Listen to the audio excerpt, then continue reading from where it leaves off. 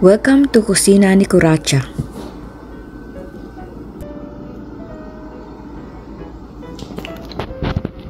Ito po ang naluto ko ngayon. Sipag, di po ba? Pag may time, luto din. Pero ang kinakain ko, biskwit.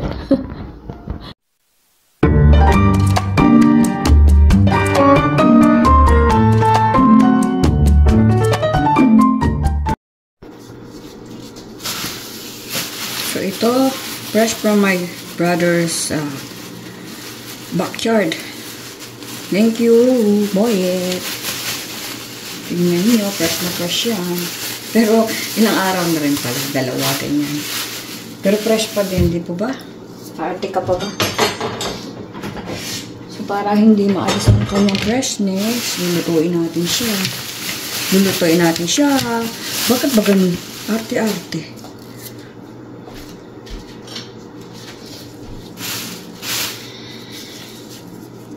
Second menu of the day na to. Ganituhin nga natin para dapat pala hindi ko muna nilagay dyan.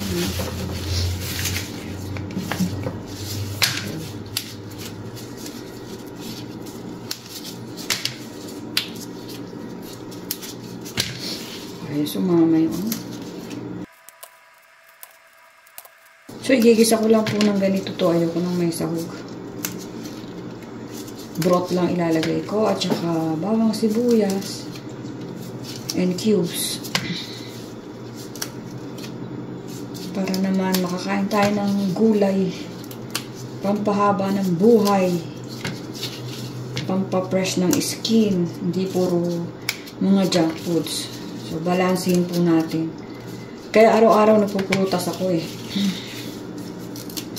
Sanayan lang po yan.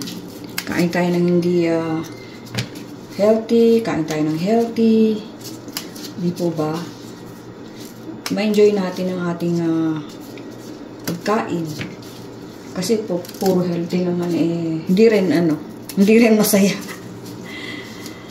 So, ayun.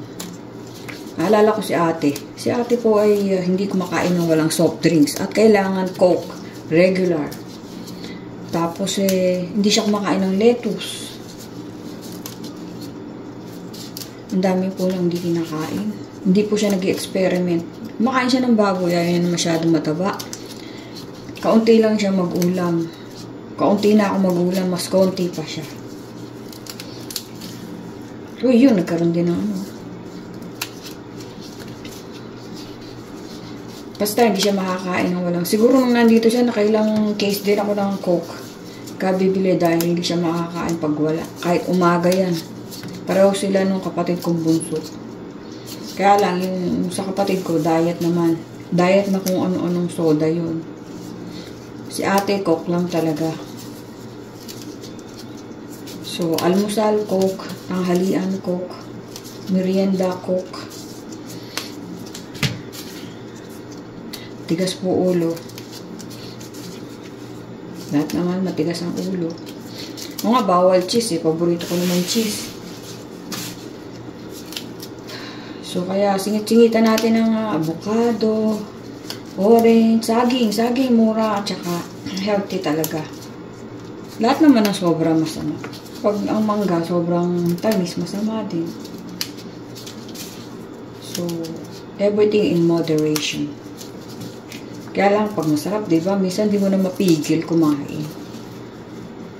So, yun. Tapusin mo na yan. Makakahinga ka. Dahil pa po akong gagawin. So, pag nakaligo na ako, ayoko nang gumawa. Mangangamoy ulam ka. Kaya pag nagluto ako, sunod-sunod. Hanggat kaya pa. Pagpagod na, tigil na. So, yun natin ang ating corned beef. Bala ko pang igisa yun para maraming patatas para mas masarap sa akin. Kaya Don P naman ayaw niya ng maraming patatas. Meron pa naman siya mga ulam dyan eh. Baboy. Medyo liguan pa nga siya. Bigay ni Mira. Thank you, Mira.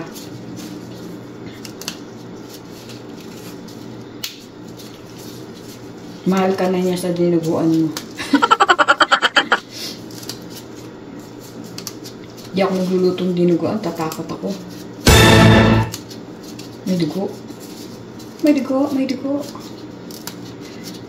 Okay, pusin lang natin to. Sa team ko, Never Say Die pala. Shout out sa inyo. Salamat. Kaunti lang tayo pero kailangan solid tayo. Suportahan bang ano? Suportahan na genuine, hindi yung suportahan lang dahil sa yung mga sinasali ko po doon, yung mga talagang tingin ko ay matitino. Yung mga buset, bye-bye. Hindi lang po dahil sa ano yun, kung ano pa man, dahil sa content or whatever. Malay mo, mabuild. Kamukha namin ni Sis, ni Dongji, nakabuild na kami ng friendship dahil dyan sa mga ganyan-ganyan. First and foremost. Wow, first and foremost.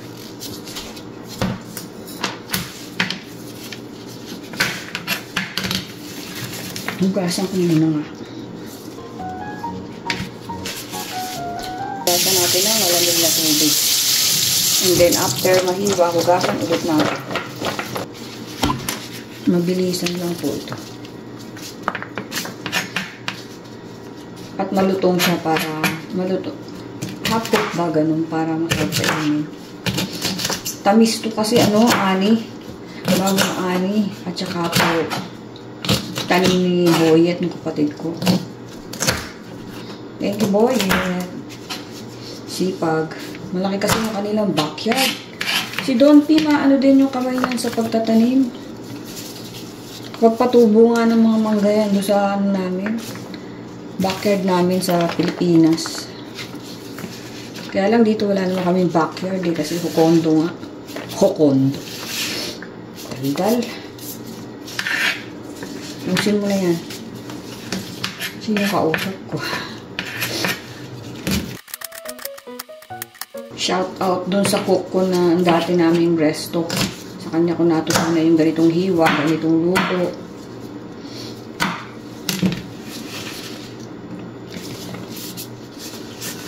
Hanggang ngayon ginagawa ko pa kasi nasarapan ako. Dapat to merong ano, dito, carrots. Walang carrots eh. So, okay lang. Tsaka minsan di ako nasasarapan sa carrot. Parang may aftertaste na hindi ko maintindihan. So, ba't kaya nanginig yung katawan ko? Kakakain ko lang naman. Pagod. May mga tirang hindi nahiwa dyan. Ito, bahala na itong hiwa na to. Wag lang yung kamay ko.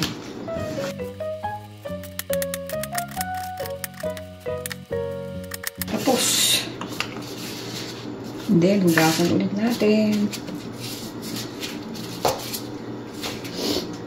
Mainit.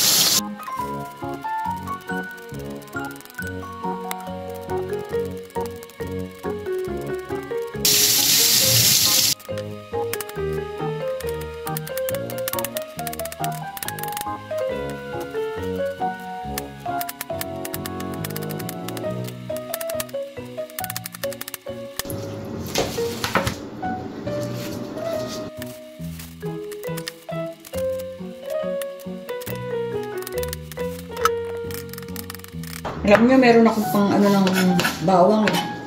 Kaso nakakatamad gamitin kasi hugasan mo pa. Hirap hugasan. Madaling ang durugin yung bawang. Kaso yung gagamitin mo naman, yun ang mahirap hugasan. Ganun din. Kaya hindi ko na ginagamit. Dalawa yung ganun ko. Isang pinipampisa sa isang pandurog.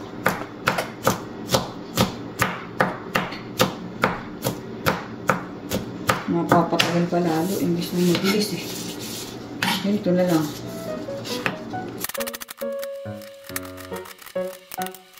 Pwede na yan.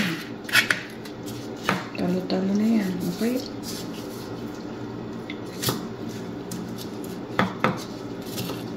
Pagod na. Wala pa nagagawa. Masyado. Okay?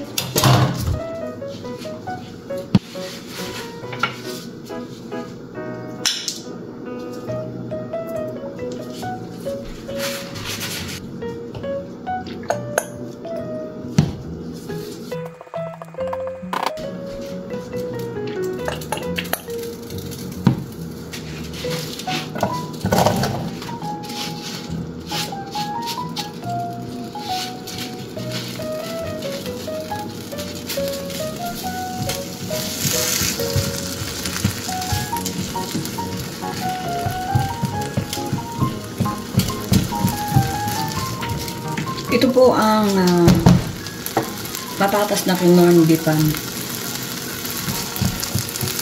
Mas gusto ko pong naraing patatas kaysa corn beef.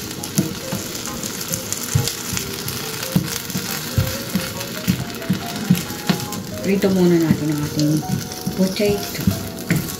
Besides, marami tayong patatas.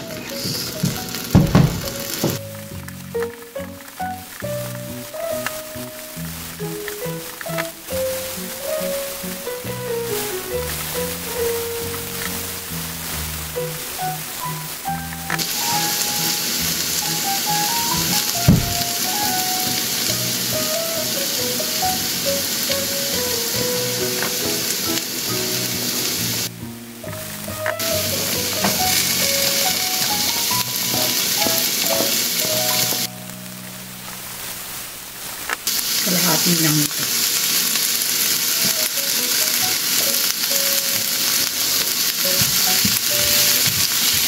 Natasik.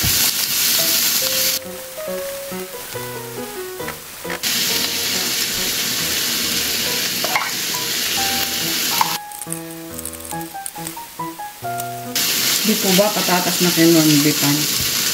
Para po makain ko.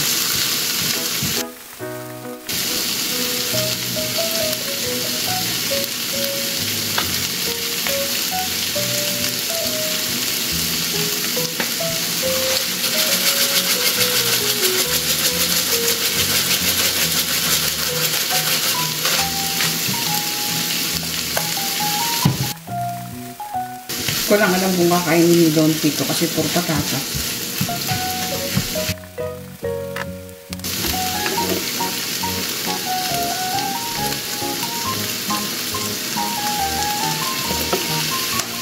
Ang pabango lang po yung kapis.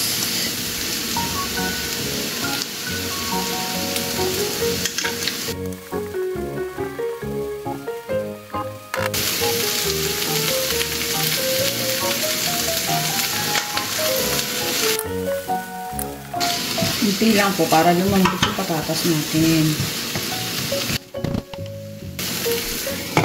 Cover.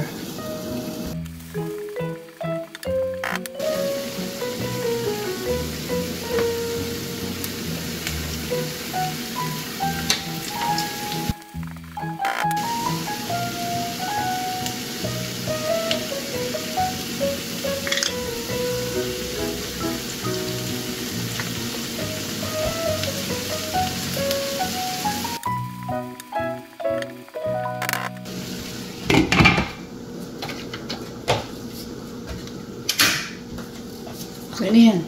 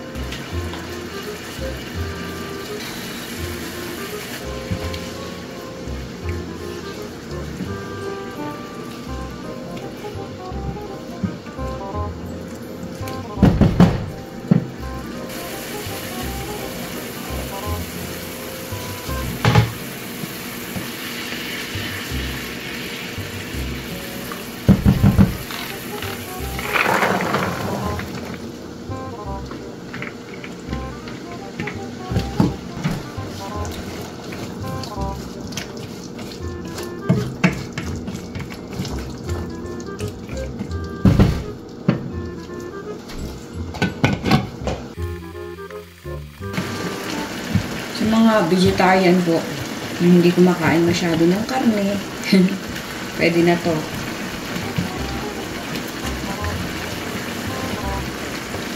Pescetarian. Vegetarian, pescetarian. Pagod na ako para maglinis, so paglilinisin ko lang si muchacho. Ay! Sandali lang ito. Kailangan half cook.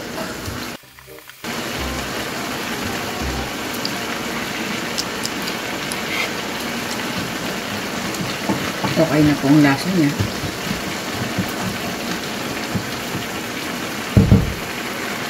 Sarap.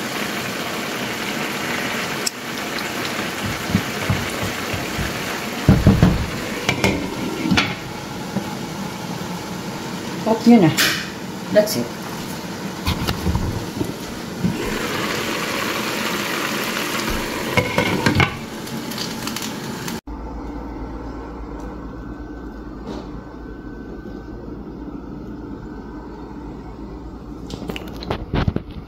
Ito po ang naluto ko ngayon. Sipag, di po ba? Pag may time, luto din. Pero ang kinakain ko, biskwit. Marami pang ulam si Don P doon. Ito po yung gulay na walang sahog.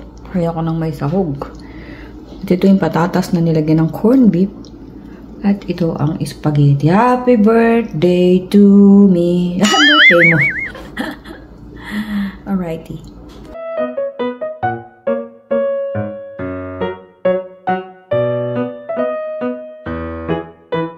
Kumain si Don P.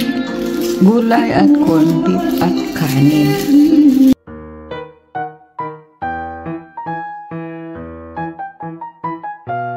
At kinakain na ng pastillas na dala ni ate. Thank you.